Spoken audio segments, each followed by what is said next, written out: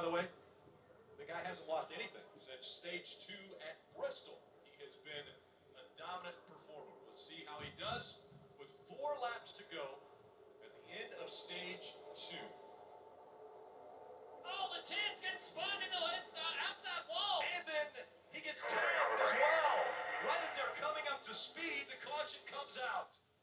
Ross Chastain got spun coming up through the gears. I got a lot of damage here off the 70 cam. Saw they all got stacked up trying to get restarted.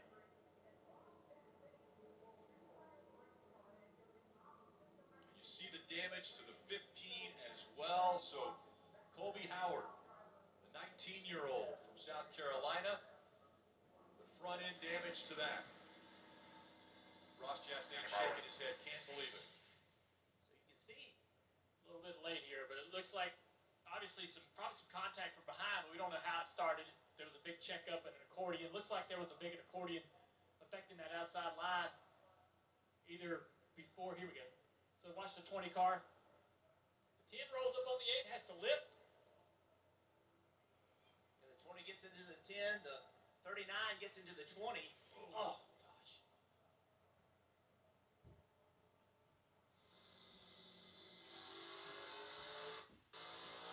Saw the big hit there. The 20 of Harrisonburg got into the back of the 10.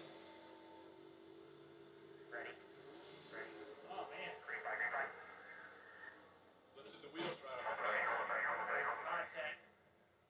It was just like everybody in the back was going, and the front wasn't going. You see right here, the 20 kind of gets pushed in. I mean, there's 3 or 4 cars there behind the 20 kind of running in the back of him, shoving him into the 10 car, so it's a big accordion effect. And Ross is... They're going to red flag it right here. Red flag, he's going to stop right here. He's got pretty bad damage. It'd be interesting to see what kind of suspension damage is done to this 10 car. Otherwise, the body damage to me doesn't look too significant. Surprising here, this is the end of the stage, and they're going to red flag it so that we can make sure to have, I'm guessing, a green flag finish to the stage. Kelly? So Ross Chastain did make his way down to pit road, stopped wrong way around, and as his crew chief was able to assess... I'm surprised if it's a broken lower. I think would be a little bit out of control with that right front seat. I'm going to jump down here in their pit stall and try to see. It's a little bit hard because it's on the right front. But I think the goal for the 10 car is it good enough to make minimum speed? Remember, once you're up to minimum speed, the clock erases and you can do any repair possible. It seems like they're working very heavily on the splitter, trying to get that down. A couple guys underneath the right side. See what kind of situation. The splitter obviously does not want to move down, but if they feel like they're working on the sheet metal at all, that tells me that they feel okay about the suspension damage. One man's underneath looking at it, trying to assess what the damage is.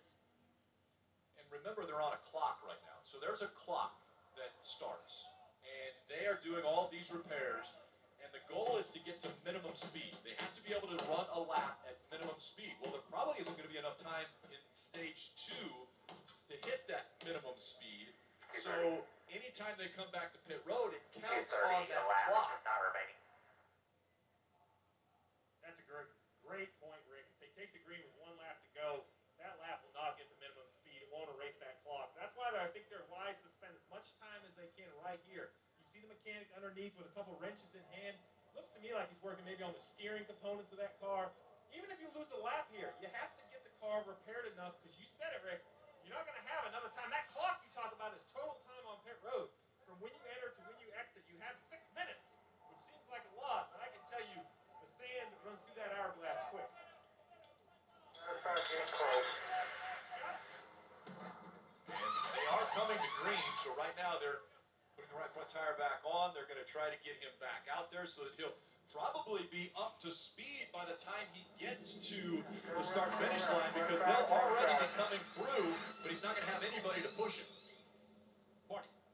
Hey, Rick, getting ready to come green. Justin Allgaier just commented. We saw that smoke come out of the car when he fired up. He just told Jason Burdett, his crew chief, he said, I'm a little concerned because the water temperature keeps bumping up and down. He said it was at 170 when he was sitting under the red. Now it's at 230, and then it goes back down arbitrarily. So a little concern after that smoke we saw when it fired up on the 7 car. The concern for that for me is where the sending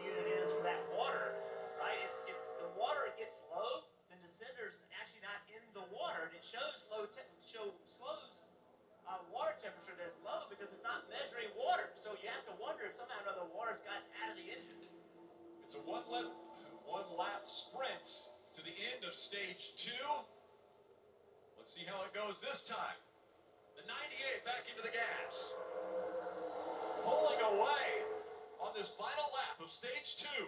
He's going to pull down. He's going to wait for the last minute. Now pull down in front of his teammate. There you go. So now advantage to that inside line. Not a lot of cars formed on the outside line yet. Here comes Noah Gragson at the very end of that line. 22's going to have a big run here. Will he stay true to Here that comes the push on the bottom of the 22. Pushing. They might go top No, center he's and going to try to halfback. make a Here move comes here. two quick halfback in line. Actually decides against that, stays behind him and pushes him away.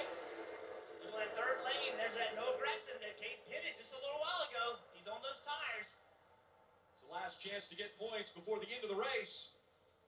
Chase Briscoe trying to sweep the stages once again. The 22 up above him, he wiggles as they come to the tri-oval. All the way to the finish line. Briscoe wins stage 2. Austin Cindric finishes second. Emmerich, Haley, and Allgaier in the top 5.